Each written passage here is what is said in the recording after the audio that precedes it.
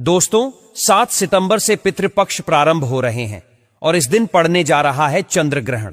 ऐसे में पितृपक्ष के दौरान 3 चीजें भूलकर मत खाना, वरना पितृ हो जाएंगे क्रोधित और पूरा घर हो जाएगा कंगाल। दोस्तों, अभी हाल ही में हमारे गुरुजी ने बहुत ही अच्छी जानकारी दी है चंद्र ग्रहण को लेकर। जैसा कि आप सभी देख पा रहे हैं कि इस वर्ष बहुत ही ज्यादा प्रलय का माहौल बना हुआ है। ऐसे में चंद्र ग्रहण का आना धरती पर प्रलय का कारक माना जाता है। इसी भयंकर चंद्र ग्रहण से पितृपक्ष प्रारंभ हो रहे हैं, जिसमें कि आप पूरे देश में चारों तरफ उथल पुथल देख सकते हैं। पितृपक्ष की शुरुआती दिनों में यह चंद्र ग्रहण लग रहा है, यानी कि यह चंद्र ग्रहण सैकड़ों वर्ष बाद आया है, जो कि पितृपक्ष के स्टार्ट होते ही लग रहा है। तो ऐसे में पितृपक्ष में कुछ ऐसी चीजें हैं जो भूलकर नहीं खानी चाहिए। साल 2025 में पितृपक्ष कब से प्रारंभ रहेंगे और कब तक रहने वाले हैं, और शायद यह नवरात्रि कब से शुरू होंगे और कब समाप्त होंगे, इस वीडियो में हम आपको बताने वाले हैं। तो यह वीडियो बहुत ही ज्यादा महत्वपूर्ण होने वाली है। साथ ही पितृपक्ष में ऐसे कौन से कार्य करने चाहिए जिनको करने से पितरों की असीम कृपा को प्राप्त कर पाएं और घर में धन वैभव का आनंद ले पाएं, और साथ ही इस भयंकर प्रलय से आपको कैसे बचना है, किस तरह से आप अपनी और अपने परिवार की रक्षा कर सकते हैं और पितरों को प्रसन्न करके अपनी मनोकामनाओं को पूर्ण कर सकते हैं। संपूर्ण जानकारी आज आपको इस खूबसूरत वीडियो के माध्यम से प्राप्त होने वाली है। तो निवेदन है कि 5 मिनट का समय आज आप इस वीडियो को जरूर से दीजिएगा, क्योंकि यह वीडियो आप लोगों के लिए बहुत ही महत्वपूर्ण है। जो हमारे गुरुजी ने बताया वह आज इस वीडियो के माध्यम से हम आपको बताने जा रहे हैं। तो इस खूबसूरत से चैनल को सब्सक्राइब जरूर से कर दीजिएगा और कमेंट बॉक्स में अपना नाम और राशि डाल दीजिएगा, ताकि हम राशि अनुसार आपका भाग्य देखकर आपको आपके भाग्य से जुड़ी हुई जानकारी बता सके।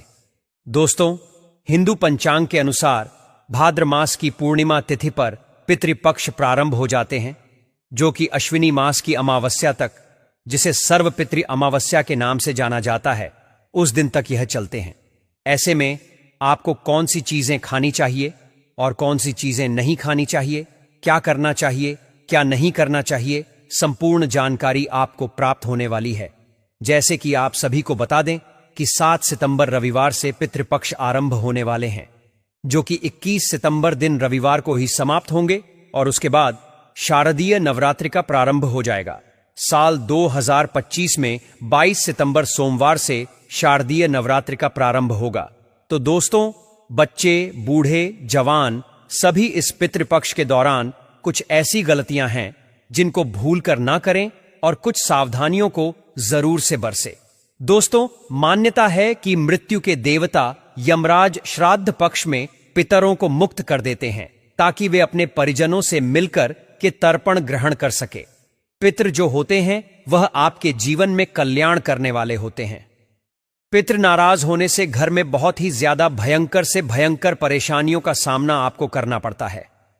भाद्रपद की पूर्णिमा पर पितृ धरती पर आ जाते हैं और 16 दिन तक धरती पर ही रहते हैं और श्राद्ध तर्पण पिंडदान ग्रहण करते हैं। दोस्तों, सर्वपितृ अमावस्या की रात्रि को जब पितृ चले जाते हैं तो आपको बहुत सारा आशीर्वाद देकर जाते हैं। अगर आप उनके स्वागत में कोई कमी नहीं छोड़ते, उनके आदर में कोई कमी नहीं छोड़ते, तो पूरे साल धन वैभव की कभी कोई कमी नहीं आती। साथ ही वंश वृद्धि की आपको जो है आशीर्वाद प्राप्त होता है। 16 दिन के इन पितृपक्ष के दौरान कुछ ऐसी गलतियां हैं जिनको भूल कर ना करें, और कुछ ऐसे काम हैं जिनको जरूर से करना चाहिए। 16 दिनों में पितरों की आत्मा की शांति के लिए पिंडदान, श्राद्ध, तर्पण कर्म किए जाते हैं। तो पितरों के लिए श्राद्ध से कुछ समर्पित करना ही श्राद्ध कहलाता है। यह 16 दिन पितरों को प्रसन्न करने के साथ साथ उनकी कृपा और आशीर्वाद को लेने का सबसे खास दिन माना जाता है। दोस्तों, जैसा कि आप सभी जानते हैं, पितृपक्ष के दौरान कोई भी शुभ और मांगलिक कार्य नहीं किए जाते। शास्त्रों में पितृपक्ष के कई नियम बताए गए हैं। अगर आप उन नियमों का सही विधि और विधान से पालन करते हैं तो आपको कभी जीवन में पितृदोष नहीं लगता और ना ही कभी पितृदेव नाराज होते हैं। पितृपक्ष के दौरान शुभ मंगल कार्य करने के साथ कुछ ऐसी चीजें भी होती हैं जिनका सेवन करने से पितृपक्ष के दौरान अगर आप भूलकर भी कर लेते हैं तो आपके पितृ आपको कंगाल होने का अभिशाप दे देते हैं। दोस्तों, इसीलिए आज का वीडियो महत्वपूर्ण होने जा रहा है। इसीलिए आज 5 मिनट का समय जरूर से इस वीडियो को दीजिएगा। पितृपक्ष में ब्राह्मणों को भोजन कराया जाता है, पंचबलि दी जाती है। शास्त्रों में कुछ ऐसी चीजों के बारे में बताया है जिन्हें पितृपक्ष के दौरान भूल कर भी नहीं खाना चाहिए। ऐसी चीजें खाने से न केवल पितृ नाराज होते हैं, बल्कि घर में भी कई सारी परेशानियां आ जाती हैं। इस दौरान आपको इन चीजों का सेवन नहीं करना चाहिए। ब्राह्मणों को भी इन चीजों का भोग लगाना नहीं चाहिए। दोस्तों, ऐसे में हम जानते हैं कौन सी ऐसी चीजें हैं जिनका पितृपक्ष के दौरान सेवन करना वर्जित माना गया है, जिनको पितृपक्ष के दौरान पितरों या ब्राह्मणों को भोजन में भूलकर शामिल नहीं करना चाहिए, ताकि आपके जीवन में कोई भी दोष ना लगे। आगे बढ़ने से पहले अगर आपने अभी तक हमारे चैनल दिव्य ज्योति को सब्सक्राइब नहीं किया तो जरूर से कर लीजिएगा। और हां, जितने भी भक्त इस वीडियो को देख रहे हैं, इसे अपने तक सीमित न रखते हुए शेयर जरूर से कीजिए। अधिकतर आप लोगों ने सुना होगा कि पितृपक्ष के दौरान वही भोजन बनाएं जो पितृ या ब्राह्मणों को भोग लगाएं। पितरों को पसंद आता है वही भोजन आपको उनकी आत्मा की शांति के लिए बनाना चाहिए। परंतु ऐसे में हम क्या करते हैं कि कुछ गलतियां कर देते हैं। अधिकतर घरों में लोग गलतियां कर ही देते हैं। लोगों के पूर्वजों को लहसुन प्याज पसंद होता है, तो जब वे भोजन बनाते हैं तो उसमें प्याज और लहसुन डालते हैं और पूर्वजों के पसंद के हिसाब से भोजन बनाकर ब्राह्मण को वह भोजन देते हैं। जिनसे पितृ कई तरह से नॉन वेज पसंद होता है, तो नॉन वेज लेकर जरूरतमंद व्यक्ति को पितरों के नाम से दान कर सकते हैं, जिससे उन्हें पितरों का आशीर्वाद प्राप्त हो। दोस्तों, अगर आप भी ऐसा करते हैं तो ऐसी गलतियां करने से आपको बचना है, और कैसे बचना है यह वीडियो में आपको आगे प्राप्त होगा, और कौन से उपाय करके आप पितरों का आशीर्वाद प्राप्त करेंगे। शास्त्रों की माने तो पितृपक्ष के दौरान लहसुन, प्याज, मीट, अंडे का सेवन कभी नहीं करना चाहिए। पितरों के भोजन में भी इन चीजों का शामिल नहीं करना चाहिए। कि शास्त्रों के अनुसार विष्णु और महालक्ष्मी जी को पितृदेव कहा गया है। पितरों का भोजन, श्राद्ध, तर्पण, पिंड दान सबसे पहले भगवान विष्णु और माता लक्ष्मी जी ही स्वीकार करते हैं। इसीलिए तो आपको इन चीजों को करने से मनाही की जाती है। इसके बाद ही यह भोजन पितरों को मिलता है, और भगवान विष्णु और महालक्ष्मी जी के पूजन में कभी भी प्याज, लहसुन और तासिक चीजों का प्रयोग नहीं करना चाहिए। दोस्तों, इतना ही नहीं, आप सभी की जानकारी के लिए बता दें कि जब हमारे पितृ धरती पे आते हैं, उनका सम्मान अगर आप अच्छे तरह से करते हैं तो वह खुशी खुशी आपको आशीर्वाद भी देकर जाते हैं। परंतु हमारे जो शास्त्र है उनमें कुछ ऐसी चीजें हैं जिनको कभी भी आपको जल्दी से पितृपक्ष के दौरान घर में प्रयोग करना तो दूर, उन्हें घर में लाना भी नहीं चाहिए। इसीलिए इस बात का ध्यान रखना है। दोस्तों, श्राद्ध पक्ष के दौरान पितरों के निमित्त जो भोजन बनाएं या ब्राह्मणों को भोजन कराने के लिए जो भी भोजन बनाएं, वह आपका प्याज, लहसुन के बिना ही बनाना चाहिए। पितरों के नाम से ऐसा भोजन अगर आप किसी जरूरतमंद व्यक्ति को दान देते हैं, पितरों के निमित्त जो भोजन बनाया गया है, अगर वह बिना प्याज लहसुन के होता है तो वह शुद्ध भोजन की श्रेणी में आता है, और ऐसा भोजन आपको आपकी मनोकामनाओं को पूर्ण करने का आशीर्वाद पितरों से दिलाता है। परंतु गलती से अगर आप इन सामग्रियों को अशुद्ध कर देते हैं तो घोर पाप लगता है। पितृदेव क्रोधित हो जाते हैं। ध्यान रखें, पितृपक्ष के दौरान आप भी प्याज, लहसुन और तामसिक चीजों का भूलकर इस्तेमाल ना करें। शराब का सेवन घर में बिल्कुल ना करें। दोस्तों, पितृपक्ष के दौरान बासी भोजन ना करें। 16 दिनों में बासी भोजन शैतान को प्राप्त होता है, और पितृपक्ष के दौरान ना ही बासी भोजन करना चाहिए और ना ही किसी को देना चाहिए। अगर किसी जरूरतमंदी व्यक्ति को अगर आपके द्वार पर आया है, उसे बासी भोजन देते हैं, तो शास्त्रों में ऐसा कहा गया है कि पितृपक्ष के दौरान जब पितृ किसी भी रूप में आपके द्वार पर आते हैं और आप ऐसे में उनको बासी भोजन देते हैं, तो पितृ आपको अपना श्राप देकर जाते हैं, जिससे भयंकर पितृदोष लगता है। तो इस बात का विशेष ध्यान रखना है। भोजन जब भी आप करते हैं, जिस तरह से आप भोजन करते हैं, ठीक वैसे ही भोजन आपको सामने वाले व्यक्ति को देना चाहिए। दोस्तों, पितृपक्ष के दौरान अपने खुद के लिए वस्त्र नहीं खरीदने चाहिए। इन 16 दिनों में वस्त्रों का दान कर सकते हैं, परंतु अपने लिए वस्त्र खरीदना भी हमारे शास्त्रों में वर्जित माना गया है। इस दिन वस्त्र खरीदना अशुभ माना जाता है और पितृपक्ष के दौरान पति पत्नी को दूर बनाकर रखना चाहिए, क्योंकि इस दौरान हमारे पितृदेव हमारे घर के अंदर ही मौजूद रहते हैं। अगर आप ऐसा करते हैं तो पितृ नाराज होकर चले जाते हैं और घर में कभी वापस नहीं आते हैं, जिससे कि आपके वंश वृद्धि में परेशानियां आ जाती हैं, रुकावटें आ जाती हैं। इन 16 दिनों के अंदर खुशी खुशी पितरों का स्वागत करें, उनका आशीर्वाद प्राप्त करें। और दोस्तों, पितृपक्ष में पितरों का भोजन बनाते समय भोजन में चावल, दाल, रोटी बनाएं। पितरों के लिए सदैव पक्का भोजन बनाएं। पूरी, कचौरी, पराठे इत्यादि बनाएं। हलवा, पूरी बनाएं, खीर आदि बनाएं। पितरों को खीर पसंद आती है। खीर बनाकर हमें पितरों का ढेर सारा आशीर्वाद लेना चाहिए। आप ऐसे में स्वयं भी दाल, चावल, रोटी आदि खा सकते हैं, परंतु पितरों को यह चीज ना दें।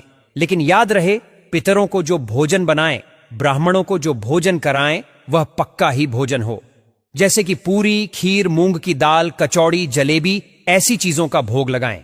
लेकिन याद रहे, पितृपक्ष के दौरान घर में मसूर की दाल नहीं खानी चाहिए, ऐसा हमारे शास्त्र कहते हैं। दोस्तों, मसूर की दाल के अलावा पितृपक्ष के दौरान काले नमक, काले जीरे का सेवन भी नहीं करना चाहिए और ना ही ब्राह्मण भोजन में इन चीजों को शामिल करना चाहिए। पितृपक्ष के दौरान मूली, लौकी, खीरा और सरसों जैसे साग को बिल्कुल भी नहीं खाना चाहिए। श्राद्ध पक्ष में इन चीजों को खाना और खिलाना दोनों ही वर्जित होते हैं। श्राद्ध पक्ष के दौरान पितरों के भोजन में नींबू नहीं डाला जाता। आप स्वयं नींबू का सेवन कर सकते हैं, लेकिन पितरों के भोजन में, ब्राह्मण भोजन में नींबू ना डालें। पितृपक्ष के दौरान कोई तांत्रिक क्रियाएं भी की जाती हैं, इसीलिए इस दौरान दूध, दही या सफेद खाद्य पदार्थ जैसे कि सफेद रंग की मिठाई, बर्फी इत्यादि का सेवन नहीं करना चाहिए। लेकिन हां, यह चीजें आप अपने घर में ही बनाकर खा सकते हैं। अगर कोई आपको इन चीजों को देता है तो आपको पितृपक्ष के दौरान ऐसी चीजें कभी किसी से नहीं लेनी चाहिए। दोस्तों, पितृपक्ष के दौरान गाय के दूध का सेवन करने से बचना चाहिए, खास तौर पर वह गाय जिसने हाल ही अपने बच्चे को जन्म दिया हो। ऐसी गाय के दूध का सेवन भूलकर भी ना करें। पितृपक्ष के दौरान खीर अवश्य ही बनाई जाती है और खीर का पितरों को, ब्राह्मणों को भोग लगाया जाता है। इसीलिए आप पितृपक्ष के दौरान दूध से ही खीर बनाकर उसका भोग लगाकर प्रसाद के रूप में उसे ग्रहण कर सकते हैं। लेकिन खाली दूध का सेवन न करें, दूध का सेवन न करें और पितृपक्ष के दौरान खड़ी बनाना और खाना भी वर्जित होता है। बात का विशेष ध्यान रखना चाहिए। पितृपक्ष के दौरान आपको कुलथे की दाल का भी सेवन नहीं करना चाहिए। ध्यान रखें, पितृपक्ष के दौरान आप पितरों के लिए जो भोजन बनाएं, उस भोजन में आप तिल अवश्य ही डालें। पितृपक्ष में जो पितरों का भोजन बनाएं, ब्राह्मणों को जो भोजन कराएं या पंचवली लगाएं या किसी भी जरूरतमंद व्यक्ति को पितरों के नाम से भोजन दें, उस भोजन में थोड़े से काले तिल अवश्य ही डालें। शास्त्रों के अनुसार जिस भोजन में काले तिल होते हैं वह भोजन पितृ ग्रहण करते हैं, लेकिन जिस भोजन में काले तिल नहीं होते उसे भूत पिशाच ग्रहण करते हैं। इसीलिए इस बात का विशेष ध्यान रखें। दोस्तों, पितरों के भोजन में काले तिल डालकर ही आप पितरों को भोग लगाएं। काले तिल भूत पिशाचों से श्राद्ध के भोजन की रक्षा करते हैं, इसलिए इस बात का विशेष ध्यान रखें। पितृपक्ष के दौरान गलती से भी अपने पड़ोसियों का भोजन भी कभी नहीं खाना चाहिए। पितृपक्ष के दौरान उधार कभी किसी से पैसे ना तो लें और ना ही किसी को दें। ऐसा करना भी अशुभ माना जाता है। इससे उल्टा कर्ज का बोझ और बढ़ जाता है। दोस्तों, पितृपक्ष में कोई भी ऐसा कार्य ना करें जिससे हमारे पितृ नाराज हो जाएं। आप थोड़े से ही प्रयास से पितरों को प्रसन्न कर सकते हैं। दोस्तों, गरुड़ पुराण के अनुसार ऐसे कौन से व्यंजन हैं जो आपको पितरों के लिए बनाने चाहिए? सबसे पहला है दूध और चीनी से बनी खीर। जी हां, पितरों के लिए अगर आप बहुत सारे व्यंजन ना बना पाए या आपकी परिस्थिति इस अनुकूल ना हो, तो पितरों की तृप्ति के लिए आपको दूध और चीनी से बनी खीर अवश्य बनानी चाहिए, जिसमें सूखे मेवे डालकर पितरों को परोसे। इस व्यंजन से उन्हें सबसे ज्यादा आनंद मिलता है और वे प्रसन्न होकर आपके द्वार से लौटते हैं। दूसरी, कद्दू की सब्जी। गरुड़ पुराण के अनुसार कद्दू की सब्जी पितरों को बहुत अधिक प्रिय होती है। कद्दू एक सात्विक व्यंजन है जो श्राद्ध प्रसाद में अक्सर परोसा जाता है। अगर आप भी श्राद्ध का भोजन बना रहे हैं तो कद्दू की सब्जी अवश्य बनाएं और पितरों का आहन करते हुए उन्हें अर्पण करें। तीसरा है शुद्ध घी की रोटी। जी हां, शुद्ध घी से बनी रोटी अवश्य बनाएं और अपने पितरों को याद करते हुए एक रोटी कौए को और 2 छोटी छोटी रोटियां बनाकर गाय और कुत्ते को खिलाएं। इनसे पितर जिस भी रूप में धरती पर उपस्थित होंगे वे तृप्त होंगे, आपको अवश्य आशीर्वाद प्रदान करेंगे। चौथा बात करें तो पीली मूंग दाल और सफेद उड़द की दाल, इन दोनों दालों के विषय में हमारे गरुड़ पुराण में बताया गया है, जिसमें 2 दालों से बने वाले व्यंजन चाहे वह मीठे हों या नमकीन पितरों के लिए बनाने चाहिए। अगर आप उनकी श्राद्ध तिथि पर यह दालें बनाते हैं तो उनको बहुत ही ज्यादा खुशी होती है और आपको उससे लाभ प्राप्त होता है। इसके अलावा आलू, गेहूं से बनी पूरी, मीठी गुड़ की रोटी, केसर वाले चावल, काले चने, बेसन से बनी चीजें पितरों के लिए बनाई जाए तो पितृ प्रसन्न होकर उन्हें ग्रहण करते हैं। दोस्तों, इस दिन कैसा भोजन बनाना सर्वश्रेष्ठ माना जाता है जिसे हम ईश्वर का भोग लगाते हैं, उसे हम छोंकते या उसे झूठा नहीं करते। ठीक उसी प्रकार हमें पितरों का भोजन भी उन्हें अर्पण करने से पहले छोंकना नहीं चाहिए, ना ही झूठा करना चाहिए। भोजन बनाने से पहले आपको पूरी तरह से शुद्ध होना जरूरी है। बिना स्नान आपको पितृभोजन नहीं बनाना चाहिए और जो स्त्री मासिक धर्म में हो उस वक्त भी उन्हें पितृभोजन को नहीं बनाना चाहिए।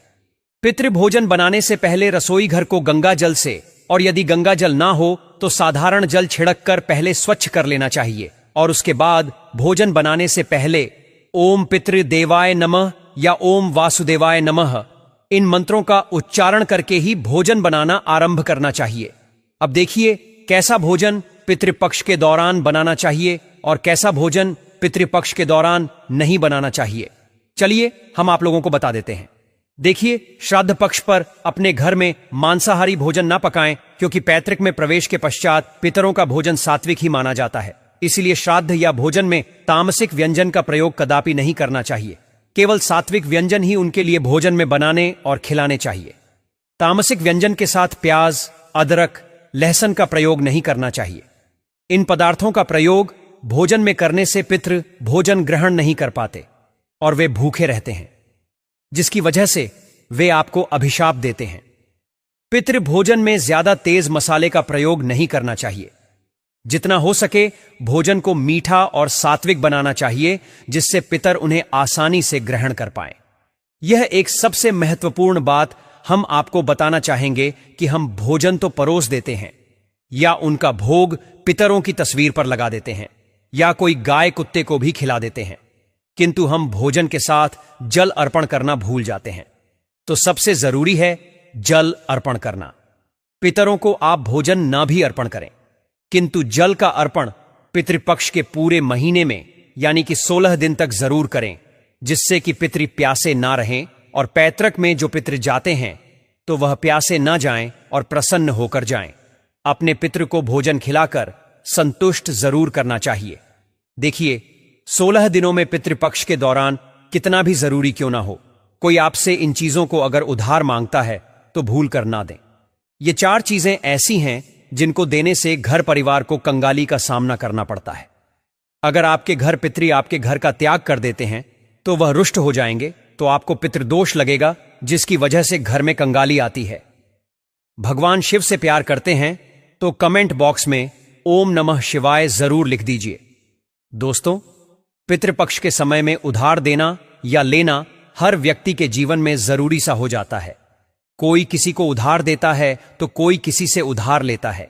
इस बात के लिए उन्हें उनके जीवन में अच्छी चीजें वापस प्राप्त हो सके तो इसकी वजह से उधार देते हैं। तो कुछ व्यक्ति सामाजिक सरोकार निभाने के लिए उधार देते हैं। लेकिन दोस्तों, क्या आप जानते हैं, खास तौर पर पितृपक्ष के दौरान अगर आप ऐसा करते हैं तो आपके जीवन में कंगाली विद्यमान हो जाती है। इसीलिए कम से कम पितृपक्ष के दिनों में तो ऐसा ना करें। अब बात करें सबसे पहली चीज पितृपक्ष पर। सबसे पहली चीज तो यह है कि अपने पूर्वजों से जुड़ा धन या किसी भी प्रकार की कोई चीज आप किसी भी व्यक्ति को ना दें। जैसे कि हमारे बुजुर्गों द्वारा दिया गया कोई चांदी का सिक्का या रुपया, पैसा या फिर आशीर्वाद के तौर पर दी गई कोई कीमती चीज या कोई धार्मिक वस्तु या किसी भी प्रकार की कोई निशानी और भगवान से जुड़ी पूजा की सामग्री आप भूल कर भी किसी को उधार ना दें, दान के तौर पर कभी ना दें, क्योंकि माना जाता है कि अगर आप इस प्रकार की सामग्री दूसरे व्यक्ति को दे देते हैं तो आपके पूर्वज नाराज हो जाते हैं और बुजुर्ग द्वारा मिला आशीर्वाद खत्म हो जाता है। इससे पितृदोष लगता है और आपको वह नहीं प्राप्त हो पाता जो आपके पूर्वज यानी आपके पितृ जो आपके लिए करने वाले थे। तो सबसे पहले आपको इस बात का जरूर से ख्याल रखना चाहिए कि बुजुर्गों द्वारा कोई सम्मान में मिली चीज कभी किसी को ऐसे ही नहीं देनी चाहिए। इसे हमेशा अपने पास रखें। बुजुर्गों द्वारा सम्मान में मिली चीज सोना हो, चाहे हीरा हो, मोती हो, चांदी हो, कुछ भी हो, उसे बर्बाद ना करें। दोस्तों, इसी तरह पितृपक्ष को धन से भी जोड़ा जाता है। पितृपक्ष के दौरान हमारे पूर्वज साक्षात धरती पर आते हैं और उनका आगमन हमारे घर में होता है। उनका आशीर्वाद सुख समृद्धि में बदल जाता है, धन वैभव की प्राप्ति होती है। तो इस बात का ध्यान आपको जरूर रखना चाहिए कि पितृपक्ष के दौरान भूलकर भी कोई व्यक्ति आपसे धन उधार मांगने के लिए आता है तो आपको उसे उधार पैसा नहीं देना चाहिए और ऐसे में आपको किसी अन्य व्यक्ति से उधार भी नहीं लेना चाहिए। ऐसी मान्यता है कि पितृपक्ष के दौरान आप जो पैसा उधार देते हैं या लेते हैं तो वह धन कभी लौट कर नहीं आता, बल्कि इस समय धन देने वाला और लेने वाला दोनों कर्ज में डूब जाते हैं। इससे पितरों का श्राप लगता है। दोस्तों, वहीं श्राद्ध पक्ष के दौरान हम अपने पूर्वजों का दान तर्पण करते हैं, पिंडदान करते हैं। तो ऐसे में जब हम नदी स्नान करने जाते हैं यानी गंगा स्नान करने जाते हैं तो पितृपक्ष के दौरान खास तौर पर सफेद चीजें चढ़ाई जाती हैं।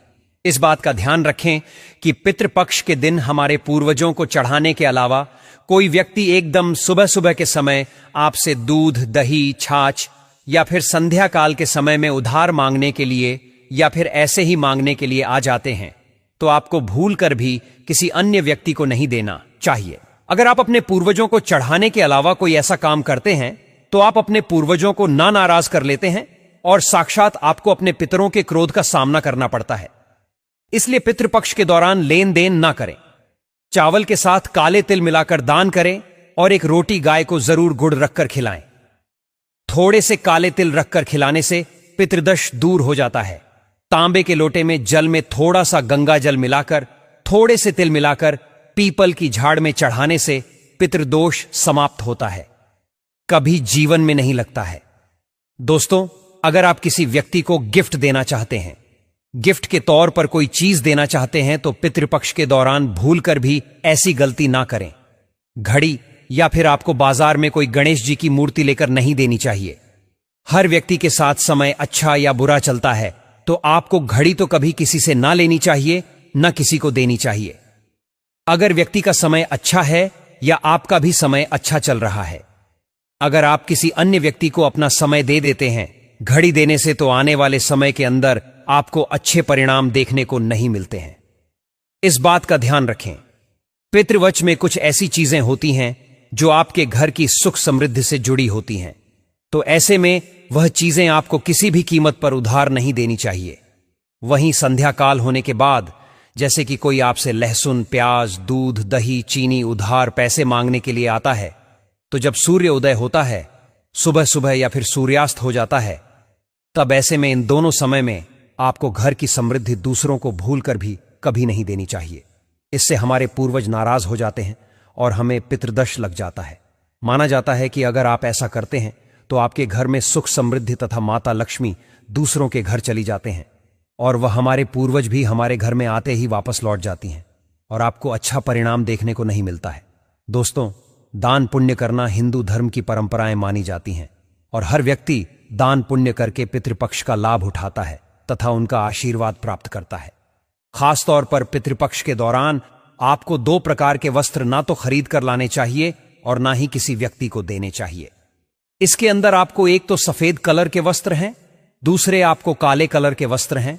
पितृपक्ष में सफेद कपड़ा दान करने से पूर्वज प्रसन्न तो होते हैं परंतु पितृदोष लग जाता है। ऐसे में पितृपक्ष में काला कपड़ा भी दान करते हैं तो पितरों का श्राप लगता है। यह आपके जीवन को प्रभावित करता है। ऐसे में जीवन में दुख आ जाते। तो दोस्तों, आप इस तरीके से पितृपक्ष के दौरान इन कार्यों को करके अपने जीवन को सुख में बना सकते हैं। और आज के इस चैनल दिव्य ज्योति के माध्यम से जो वीडियो आप लोगों तक पहुंचा है, इसमें दी गई जानकारी शास्त्र संबंध है। आप इन कार्यों को जरूर से कीजिएगा और वीडियो को लाइक करके इसे शेयर जरूर कर दीजिएगा और हमारे चैनल पर भेजो थी को सब्सक्राइब करना मत भूलिएगा, ताकि आपको ऐसी ही ज्ञानवर्धक सही और सटीक जानकारियां प्राप्त होती रहे। मुझे आपसे एक और प्यारी वीडियो में तब तक के लिए राधे राधे, ओम नमः शिवाय, हर हर महादेव।